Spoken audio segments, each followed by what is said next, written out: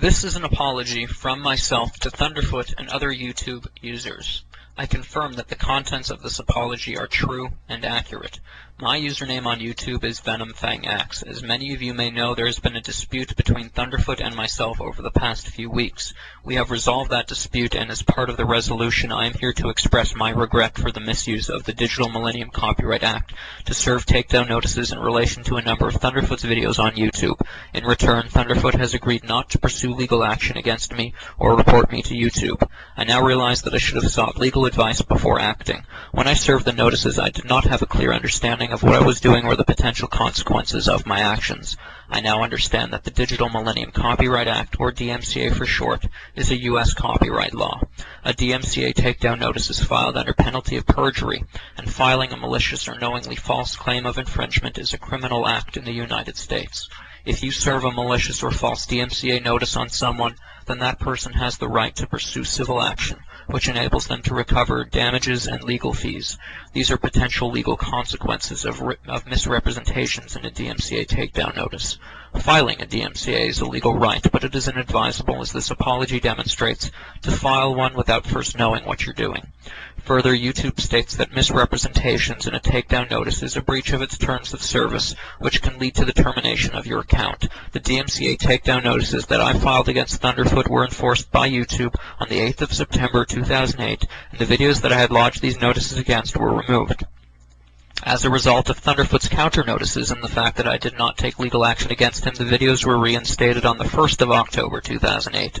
I did not contest these counter notifications, as I did not have a valid copyright infringement claim and I was wrong to have served these notices.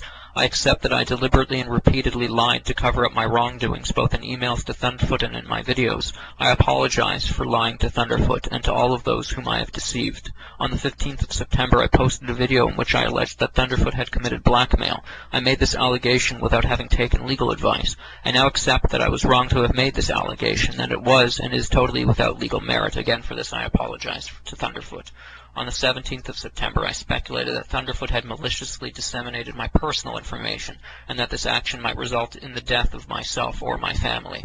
I now accept that Thunderfoot has never disseminated any personal information relating to me or anyone else.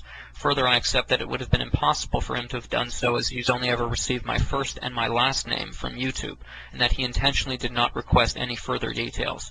I accept that my speculation was an abominable attempt to vilify the character of the man who I had filed baseless DMCA infringement claims against. I apologize to Thunderfoot for this. On the 17th of September, I rationalized that my filing of DMCA notices against Thunderfoot's videos by suggesting that I perceived the purpose of these videos as being solely to humiliate or defame my character. I now understand that this is not an issue of copyright. On the 13th and 17th of September, I posted a video in which I suggested that I would go to heaven while Thunderfoot would go to hell. I now understand that my theological views have nothing to do with the legality of my actions concerning the DMCA. Finally, I accept that the language and tone of the 5 videos I made following my misuse of the DMCA were confrontational and inflammatory, and that I am very lucky that Thunderfoot maintained his objectivity in the face of this hostility. I now accept that Thunderfoot was primarily motivated by protecting freedom of speech from the detrimental effects that misuse of the DMCA can have. See chillingeffects.org. I now understand that my misuse of the DMCA was essentially stepping on free speech rights of others, and that this was both antisocial and unlawful, and I was wrong for doing so. I apologize to Thunderfoot and to anyone else affected by my action.